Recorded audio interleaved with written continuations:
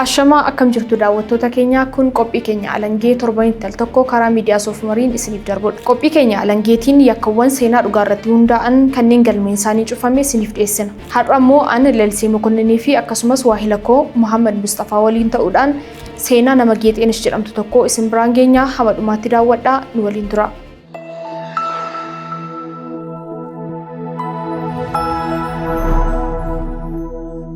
Geexeenesh magaalaa Duuraameet ilattee guddatte.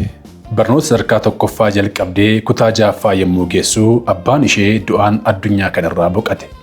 Haati ishee kophaa ishee dabalatee ijoollee sadan barsiisuu fi guddisuu hin dandeenye. Jireenyi isaanitti ulfaate. Sababa kanaaf barnoota adda kutte. Barnoota addaan kuttee waggaa tokkoon booda hojjettuu mana namaa ta'uun jireenya ishee fooyyeffachuuf gara Finfinneetti imalte. Namoota ishee qacaraniif gara waggaa 5 amanamummaadhaan erga hojjettee booda irra garuu qabeenya isaanii dhoksaan jalaa fudhachuu jalqabde.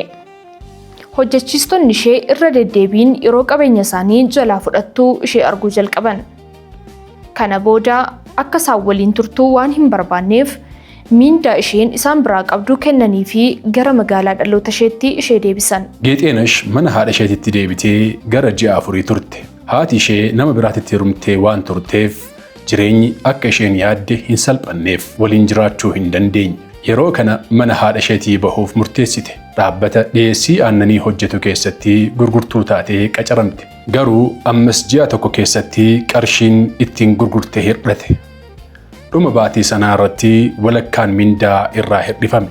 Sana booda qarshii dhaabbata sanaa qarshii 7,300 hattee gara Finfinneetti badde. Finfinnee seentee qarshii xiqqaadhaan naannoo Tobistaaraa jala bulaa hojii barbaaddachuu eegalte. Magaalaa keessa deemuudhaan hojii barbaaduu itti fufte. Namoonni isheen qarshii jalaa hattee ishee barbaaduu dhiisanis hojii garuu argachuu hin dandeenye.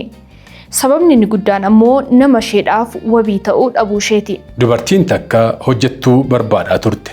Yeroo kanatti garuu Geexeenesh nama wabii isheef ta'uu dhabuu isheetii fi waldhabdee ishee fi maatii ishee gidduutti uumameen akka baddee gara Finfinneetti dhufte yeroo itti himtu seenaa sobaa isheen qindeessiteen amanuun wabii malee qacarteenii gara manaatti fudhattee galteen. Maatiin kun mana jireenyaa waliinii yookaan kondomneemii keessa ture kan jiraatan. Geexeenesh ji'a 2 fi guyyaa 17 achi kan turte yoo ta'u, guyyaa tokko hojjechiiftuun ishee abbaa warraa ishee Dubaay jiraatu simachuudhaaf ganama bariin manaa baati. Isheenis saanduqa faayaa fi uffata ishee cufuu dagattee akka baate yaadatti. Yeroo kanatti hojjechiiftuun ishee gara waardiyyaa kondomneemii sanaatti bilbiluun akka to'attu itti himti. Geexeenesh wantoota argatte hunda boorsaa keessatti guuttattee baduuf yeroo baatu waardiyyichi ishee dhaabe. Waardiyyicha waliin walii galtee uumte. Gahee keessiif kennaa jechuun sossobuuf yaalte. Waardiyyichi sun garuu tasuma yaada isheetti walii galuu didee akka isheen hin darbineef ishee dhorke. Geexeenesh gara manaatti deebitee battalumatti albee qabattee gad baate. Isheenis waardiyyicha sodaachisuuf doorsisuuf karoorfattee turte. Waardiyyichi sun garuu sodaa malee dura ishee dhaabbate. Akka isheen hin darbineef isii ittise. Yeroo kana Geexeenesh xiiqiidhaan guuttamtee albee harkatti qabatteen laphee isaa waraante. Waardiyyichi battaluma sanitti kufee du'e. Geexeenesh hatattamaan naannoo sanaa miliquuf yaalte. Buufata konkolaataa deemuun konkolaataa gara Hawaasaatti maluu keessa seente. Eeruu isa qaqqabeen poolisiin garuu barbaacha ishee eegalee ture. Osoo isheen karaarra jirtuu poolisiin karaa ba'iinsa magaalaa hundarratti hordoffii taasiseen naannoo Tulluu Diimtuu yeroo geessu to'annaa seeraa jala oolte. Qorannoon erga godhamee booda miidhaa namarraan gahuun erga miidhaa qaqqabsiistee booda immoo miliquuf yaaluu isheen mana murtiitti balleessituu jedhamte. Isheenis yeroo kanatti badii ishee haaluu hin dandeenye. Manni murtiis dhaddacha guyyaa sanaatiin Geexeenesh hidhaa waggaa 18tiin akka adabamtuuf murteesse.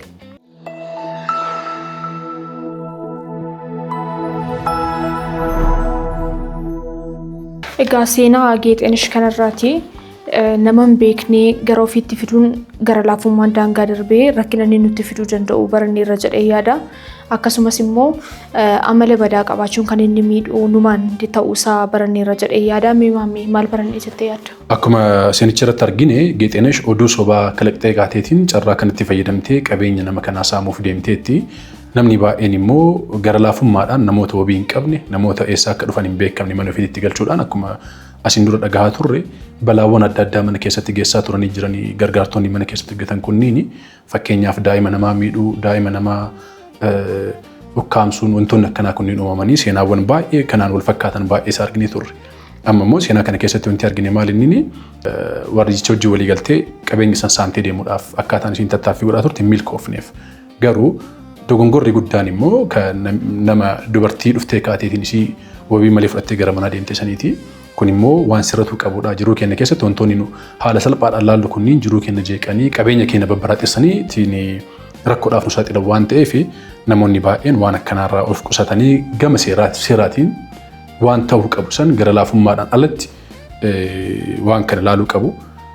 Namni illee immoo namoonni gaafa mana kan keetitti fiddu eenyuun fidaa jira, maal fidaa jira, eessaa dhufaa jira namni kun waan jedhu san odeeffannoo gahaa fudhatanii kaaniitiin mana ofiitti galchutu furmaata ta'a malee namoota akkanaa kanneen fidanii rakkoodhaaf gaafa rakkoon isaan qunname immoo rakkoon sun balaadhaaf isaan saaxila waan ta'eef wanta akkanaarraa of qusachuudhaaf seenaa akkanaa kanneen beekuun dhageeffachuun bu'aa guddaa qaba yaadaayyuu gama kootiin. Egaa akkuma jetteedha dabalataan immoo shaakalli badaan amala namaaf ta'a yeroo tokko irra deddeebinee amala shaakala gaariin akkuma amala gaarii ta'u shaakalli badaan immoo amala badaa ta'a. Maatii isheen jalqaba bira turte yeroo isaan akka qabeenya isaanii fudhataa jirtu baran sana tarii osoo qaama seeraa yookaan dhimmi isaa laallatu beeksisanii turte yookaan adabamteetti ta'e isheen sadarkaa kanarra geessu turte. Wantoota tokko jalqabbii irratti dhaabbisuun osoo danda'amu osoo amala namaaf hin ta'in baruun osoo danda'amu akka salphaatti wanti irra darbinu immoo aarsaa nama kaffalchiisuu akka danda'u barannee irra jedhee yaada. Inni kun immoo namni abbaan fedhe yoo yakka dalage qaama seeraa jalaa akka hin baanetti hubatamuu qaba. Fakkeenyaaf amma akkuma argaa jirtu Geexenesh nama kana erga ajjeefteen booddee bahuudhaaf biyya magaalaa Finfinnee keessaa baatee gara Hawaasaa deemuudhaaf tattaaffii godhaa turte. Garuu qaamni seeraa immoo magaalaa hundasaa marsee eeguudhaan naannoo seensa karaa haaywee jennu san keessatti achi qabuu danda'ee jira jechuudha. Kanaafuu namni kamuu dogongora yoo dalage waan seeraa alaa yoo dalage yoo raawwate qaama to'annaa seeraa jalaa eessallee miliquu akka hin dandeenye gara millee deemuu akka hin dandeenye waan akkanaa kanaan mirkaneeffachuu hin dandeenya jechuudha. Kanaafuu namoonni waan akkanaa kana yaadan hin jiru baay'een isaanii gaafa qabeenya argan dogongoruudhaaf gaafa qabeenya argan saamanii baduudhaaf hin yaalu sun immoo eessallee isaan hin geessu to'annaa seeraa jalaa wanti isaan baasullee hin jiru waan ta'eef biyya seerri jiru keessatti wantoonni akkanaa kunniin osoo baratamuu dhabaataniiti. Hayyee egaa daawwattoota keenya isinis immoo waan irraa barattanii akka nuuf qoddanii isiniin jenna. Seenaawwan barsiisoo ta'an kanneen akka kanaa kan beektan yoo jiraates immoo karaa teelegiraamii keenya yookaan sooshaal miidiyaa keenya kamiiniyyuu nuuf qooduu dandeessu. Yaadaaf qeeqa qabdan marayyuu nuun ga'a. Kun miidiyaa Soofumarii sabskiraayib gochuudhaan sagantaa keenya kanneen biroos daawwadhaa. Kan isinii waliin turre an Lalisee Mokonnin. An Muhammad Mustafaati. Nagaan tura. Turtii gaarii.